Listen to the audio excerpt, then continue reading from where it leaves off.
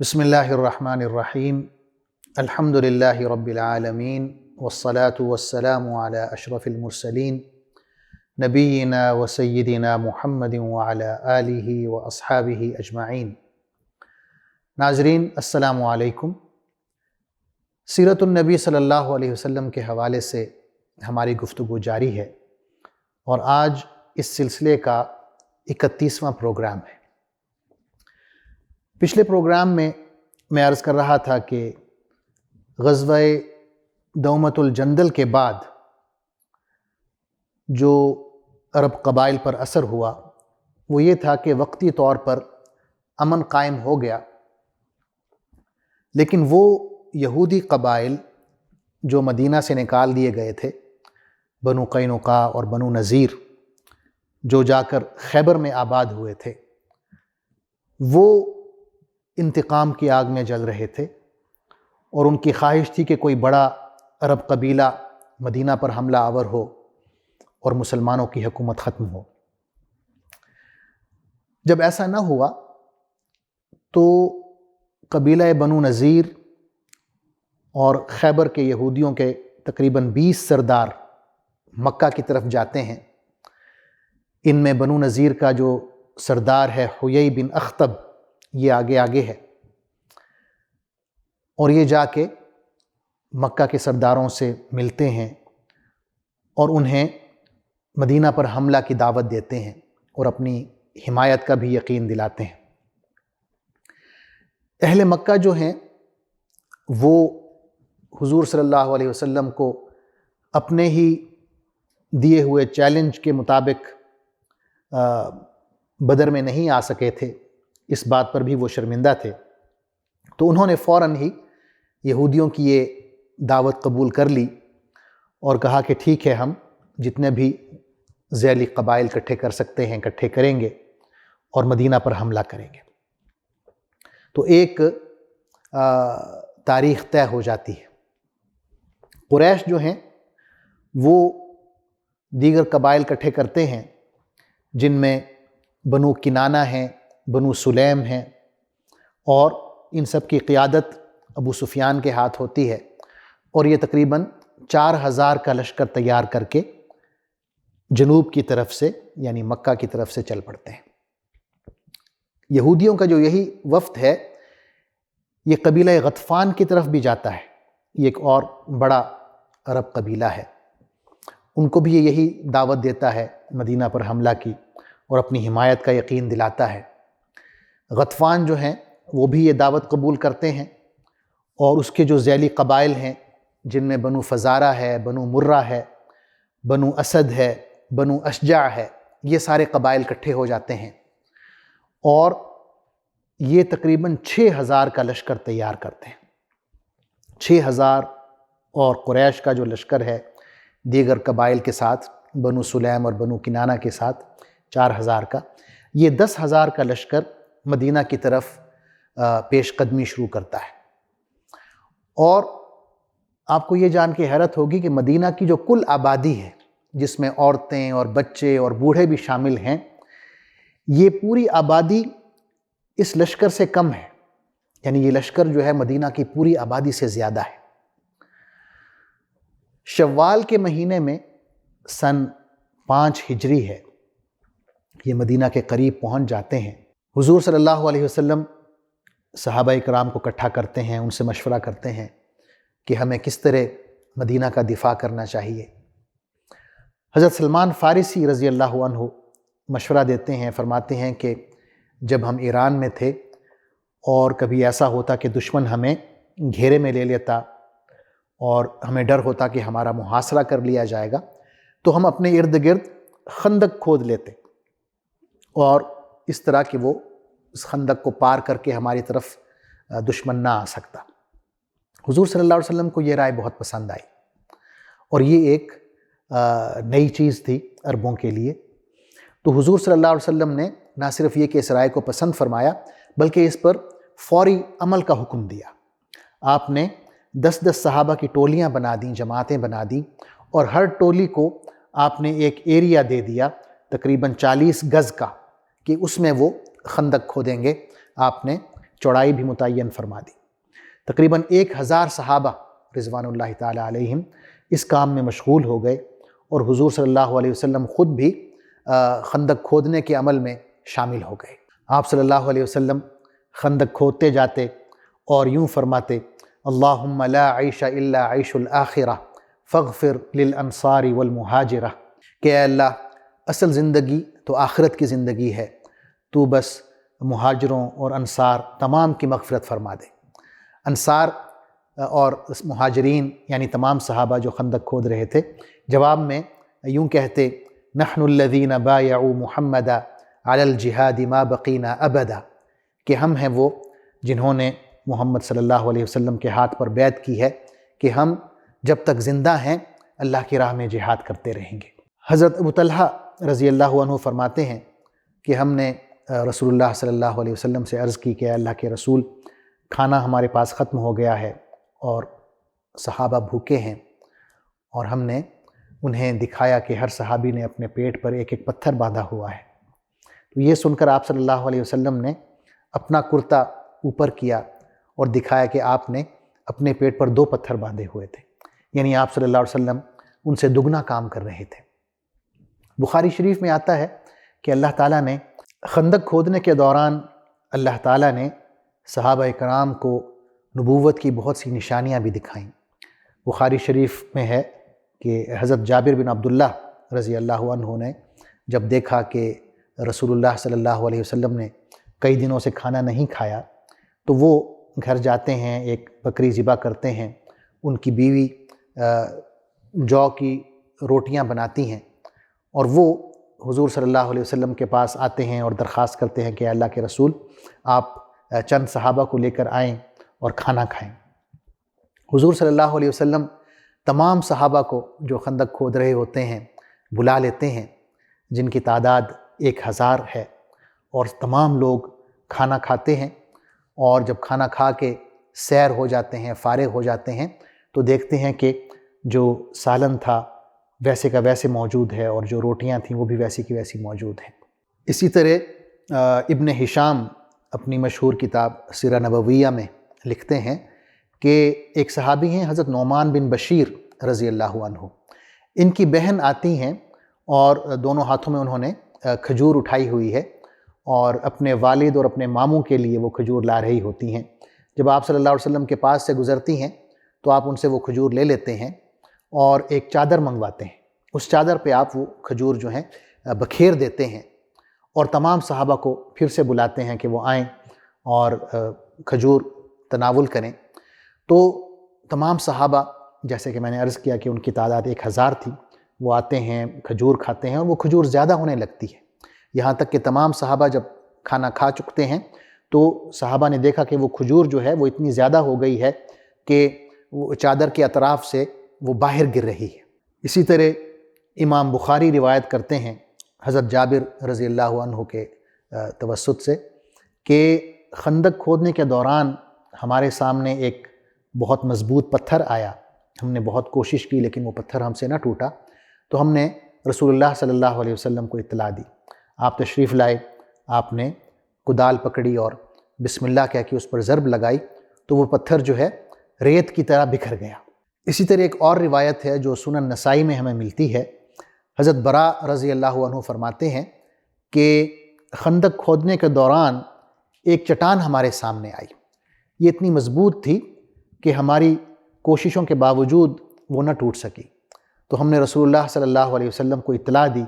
آپ تشریف لائے، آپ نے کدال لی اور بسم اللہ کہہ کے ایک ضرب لگائی، اور پھر فرمایا اللہ اکبر، مجھے ملک شام کی چابیاں دے دی گئی ہیں۔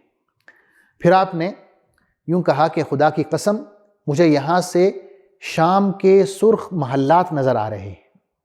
پھر آپ نے بسم اللہ کہہ کے دوسری ضرب لگائی اور چٹان کا ایک بہت بڑا حصہ ٹوٹ گیا۔ آپ نے فرمایا اللہ اکبر، مجھے ایران عطا کر دیا گیا ہے۔ پھر آپ نے کہا کہ خدا کی قسم مجھے یہاں سے مدائن کا سفید محل نظر آ رہا ہے۔ پھر آپ نے بسم اللہ پڑھ کے تیسری ضرب لگائی اور پوری چٹان جو تھی وہ ریزہ ریزہ ہو گئی۔ آپ نے فرمایا اللہ اکبر، مجھے